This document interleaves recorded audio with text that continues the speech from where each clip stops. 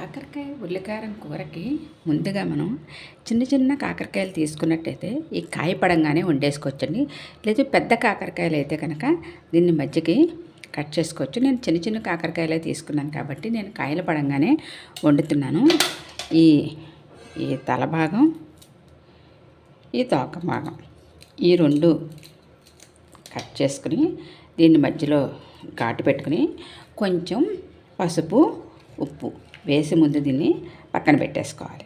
ఇలా పొట్ట చీల్చుకుని మనం కాకరకాయలన్నీ రెడీ చేసి పెట్టుకోవాలి. దీనికి ఒక 2 ఉల్లిపాయలు, కొంచెం కారం, కొద్దిగా ధనియాలు, అంతే. ఈ సింపుల్ ఇంగ్రీడియంట్స్ అండి. కూర మాత్రం చాలా అద్భుతంగా ఉంటుంది. అన్ని కాకరకాయలు మనం ఇలా తీసి పెట్టేసుకుందాం. మనము ఈ కాకరకాయలో ఉండే ఈ గింజలు తీసేసుకుంటే చేదు ఉండదండి. అంటే కాకరకాయకి అసలు రుచే చిరుచేదు, కానీ కొంతమంది ఆ చేదు కూడా మేము తినలేమనుకున్న వాళ్ళు అయితే కనుక ఇలా గింజలు తీసేసుకోవచ్చు. అప్పుడు అసలు చేదు అనేది ఉండదు. కానీ కాకరకాయకి చేదు ఉంటేనే ఆ కూర రుచి ఆరోగ్యానికి కూడా మంచిదండి. చిరుచేదు ఉండాలి ఎప్పుడు కాకరకాయ కూర. మొత్తం ఈ పైదంతా తీసేసి మనం గింజలన్నీ తీసేస్తే ఇంకేముంటుంది ఉపయోగం మనకి. నేను పైన అయితే ఇదంతా తీయటం లేదండి, ఓన్లీ గింజలు మాత్రమే తీస్తున్నాను.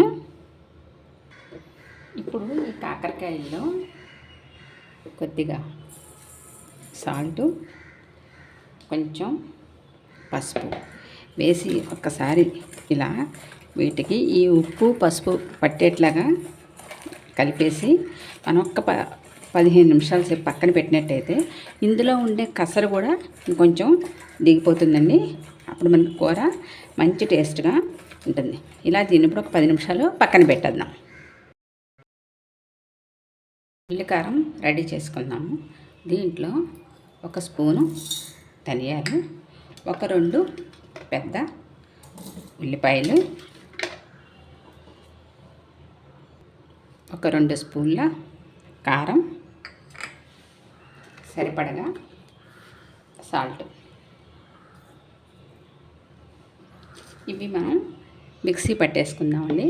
మరీ మెత్తగా కాదు, కొంచెం కచ్చాపచ్చాగా అలా మిక్సీ పట్టి రెడీ చేసుకుందాం. ఇప్పుడు మనం కాకరకాయల్ని చూసారా, వాటర్ అంతా ఇలా వచ్చేసింది. ఒక్కసారి మనం ఇలా పిండామంటే ఈ కాకరకాయల్లో ఉండే కసరంతా కూడా ఇలా బయటకు వచ్చేస్తుంది. ఇలా మనం అన్ని కాకరకాయలు ఇలా పిండేసుకుని పక్కన పెట్టేసుకుందాము. అప్పుడు అసలు మనకి కసర అనేది ఉండదు.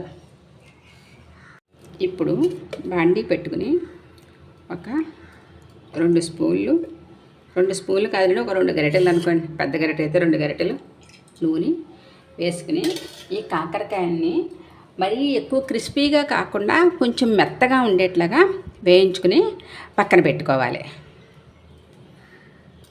ఇలా మనం 4 కాయల చొప్పున వేసుకోవచ్చు. పెద్ద మూకుడు అవసరం లేదండి, చిన్న మూకుల్లో చక్కగా ఇలా మనం వేయించుకోవచ్చు. ఒక 4 వేయించిన తర్వాత మళ్ళీ కావాలంటే మిగిలిన కాకరకాయలు మళ్ళీ వేసుకోవచ్చు. మరీ హైలో కాదు, సిమ్లో కాదు, మీడియం ఫ్లేమ్ మీద చక్కగా వీటిని మనం మగ్గనివ్వాలి. కాకరకాయలు చూసారా, ఈ విధంగా వేగాలి. వీటిని పక్కన పెట్టేసుకుని మిగిలిన కాకరకాయలు కూడా వేయించుకుని పక్కన పెట్టేసుకుందాం.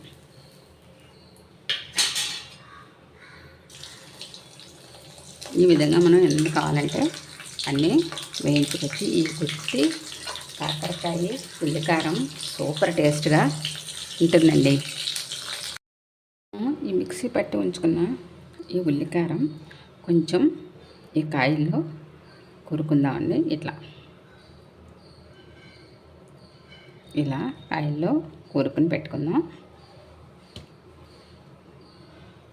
మనం ఇందాకనే గింజలు తీసేసాం కాబట్టి మనం ఇప్పుడు గింజలు అవి తీయాల్సిన అవసరం లేదు. చక్కగా ఈ పొట్ట నిండా ఇలా కూరుకుని పెట్టుకుందాం. ఇందాక మనం కాకరకాయలు వేయించుకున్న నూనెలోనే మనము ఈ ఉల్లికారం కూరుకున్న కాకరకాయలు కూడా వేసేసుకుని వేయించుకుందాం.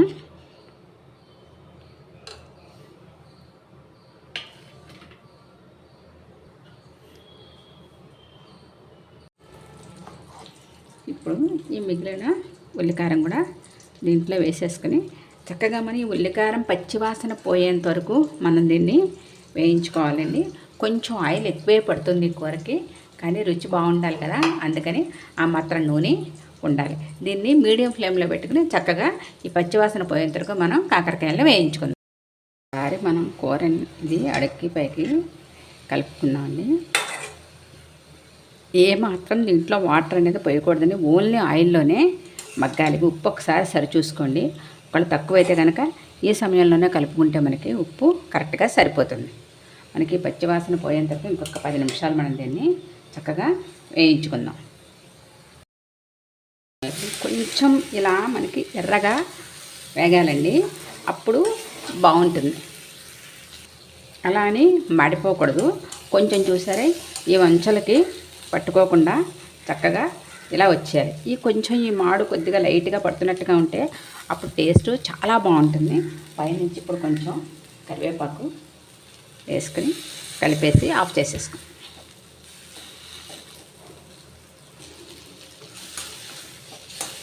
చక్కని కాకరకాయ ఉల్లికారం రెడీ అయిపోయింది. ఇదిగోనండి కాకరకాయ కూర రెడీ అయిపోయింది. మీరందరూ కూడా తప్పకుండా ట్రై చేయండి.